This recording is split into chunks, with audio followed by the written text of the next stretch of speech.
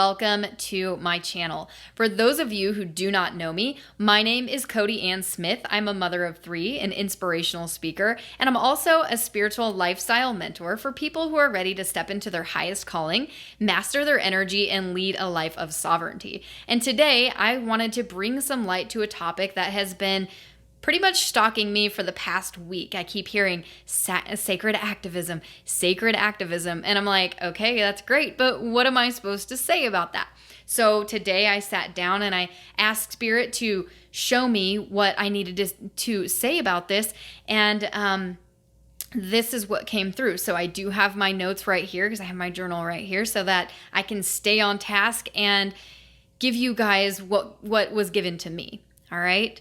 So the definition of sacred activism, and of course, this definition isn't just something that's in stone, right? This can change and it might even be different for you. But the definition that came through for me, what sacred activism is that it is aligning our personal will with the will of the divine to co-create, right? This is important, to co-create the change that we wish to see in the world. And I thought that was absolutely beautiful because right now there's a lot of activists out here who are doing really beautiful work. There's vegan activists, there's climate change activists. There's a lot of beautiful work that's going out right now, but it is typically, most of the activism that's happening in the world right now is missing the key element of co-creation. It's like devoid of spirituality. And that's not a problem necessarily, but it does mean that the impact will not be as significant because we are so much more powerful when we can co-create with the divine.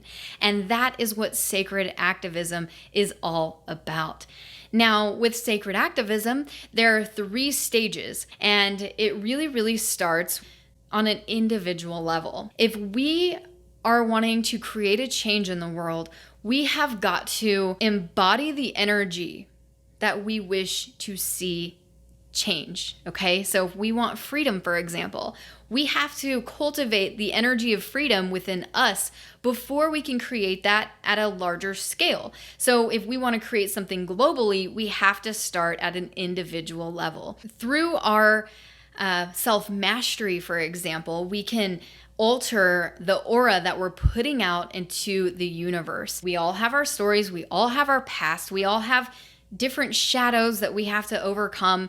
We all basically have our own hero's journey that once we dive into that journey, then we can give the gift of our souls to humanity, right? But it always starts at an individual level. Our highest calling gives us clues. It helps us tap into our intuition so we know where to go, what to take action on, and to make sure that we're taking the action on things in the right timing. Because here's the thing with activism is that yes, we are here to create a change, but that change has to happen organically through the shift of consciousness that each one of us carry around. Right? Because otherwise, if we're trying to make a change in the world, the only other option outside of co-creation is to force our will.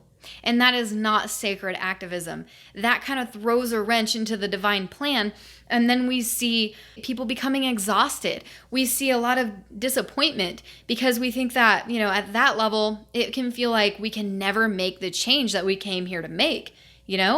So with sacred activism, at that individual level, we are really cultivating that energy by diving into different areas of our lives, looking really deep into those, and then transforming and transmuting the things that are holding us back from being able to be the change that we wish to see in the world. And that is kind of the first stage in a nutshell. And there's no time limit to this. It's not something that there's an endpoint to it. Stage 1 is just like the activation, okay?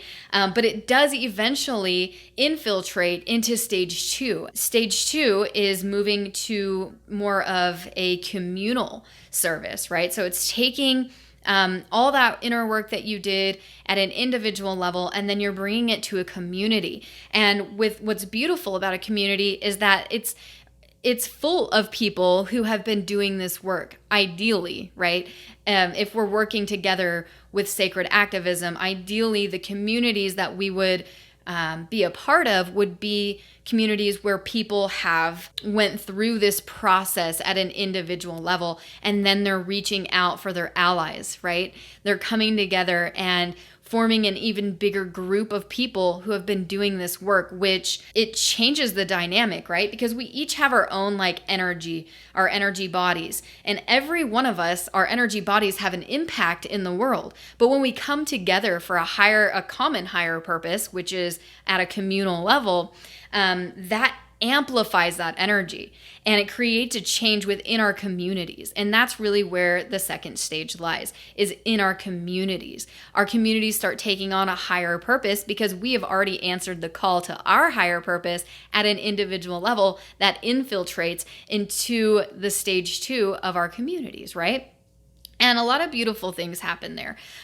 We start to see people doing things for the greater good of other people, for the people in the community. It moves from that real self-serving place into the serving place of the whole, of everybody. So the community has a cluster, or like the hive mind, right? And that's what I was just talking about, is everything that we do, we know it's going to affect somebody else in the community. So we cultivate a higher purpose. We come together to create something that can really benefit more people in our societies, okay? And this also creates more impact, right? Because we can have a lot of impact as an individual, but we have even more of an impact as the aura gets bigger, as we create these communities and as we step into our role into society.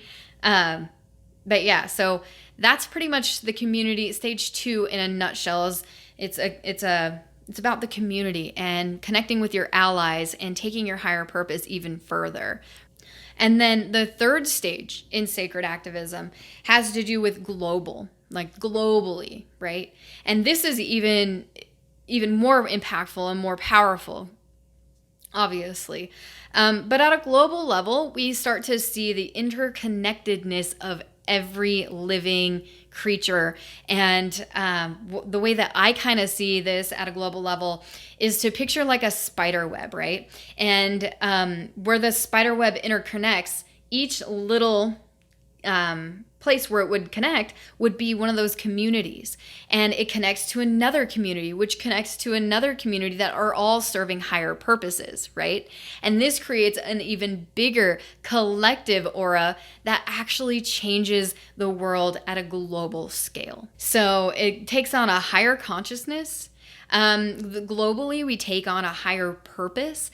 We start to think about how our community will affect other communities, and together we work in harmony, because we've already done this deep inner work at an individual level, and then together in a group dynamic. And then from that group dynamic, we have even more interconnectedness with the rest of the groups in the world.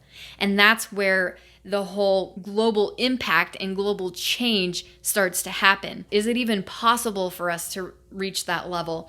And I want to say that yes, it is. However, our idea of timing can get into the way, because timing on a divine level, timing happens in an instant, right? Things happen and change in an instant. For our human minds, we like to see things in linear views, right? We like to be able to pinpoint when things are going to happen, but that's not how it works with sacred activism. Sacred activism kind of gets to a boiling point of such high frequency that it literally has to mutate into something else. And right at that point of mutation is when we see the shift, the change. And everything is possible in literally no time, if you know what I'm saying. What I mean by no time is timelessness, in an instant. There is instant manifestation. It's just what is building up to that point before we have that boiling point. So if you feel like, oh my gosh, we can never get there, I hope that that helps, because it's possible. It really is possible. And what I believe happens when we step into this sacred activism at this level and we create it globally like this is that's when we create heaven on earth. I know it sounds really idealistic, but we have to have our ideals. We have to have our vision. It just needs a little bit of structure, and then that magic can come alive in the world. So for the people who have not yet mastered how to heal themselves, they can then tap into that collective field that we're creating. And I know by experience that this works because I think it was a couple days ago, and I was feeling just kind of, melancholy, kind of down, like the energies of the planet just got real heavy. And I just was kind of feeling like I was walking through quicksand or something. And then the very next day, there was a global meditation being held. And I woke up the next morning and I could feel a sense of peace and grace that I strongly believe came from everybody coming together and creating that field of energy for people who were struggling to tap into it. And that's what we're here to do, because this is all working at an interconnected level. This is working into a synarchy instead of the old model of hierarchy. When we try to force our will on something, immediately what that does is it causes resistance, right? Nobody likes to be told what to do. But as we stand in our sovereignty and in our power, and we're not actually like trying to make anything happen, we're taking the element of force out, and instead we are becoming the person of change and aligning our will with divine will, then everything seems to change effortlessly. But again, we have to get to that boiling point. We have to get to that boiling point before it happens. And that, to me, is the 3 stages of sacred activism. It's all about timing. And the divine is really big on that, because there's divine timing and then there's our personal timing, right? And when we align our personal timing with divine timing, miracles happen. We tap into the boundless. We stop feeling that hunger to try to gain more or try to change our circumstances or situations, and instead we focus on the essential. And that is what's going to create the change that we wish to see in the world. And right now, there's no better time than that, because we see all these structures crumbling. Everything that was built on fear is just crumbling down. And right now is the perfect time for us to start stepping into that sacred activism, start stepping into the first stage of mastery and of answering our higher calling, and to take that hero's journey and then to be of service, offer our service to the world, however that may look. All right. So I hope that you guys loved this. And if you did, please hit a thumbs up, subscribe to the channel, and share this with a friend, because it would help the channel so much. And I really, really appreciate it. Thank you so much. And I will talk to you guys soon.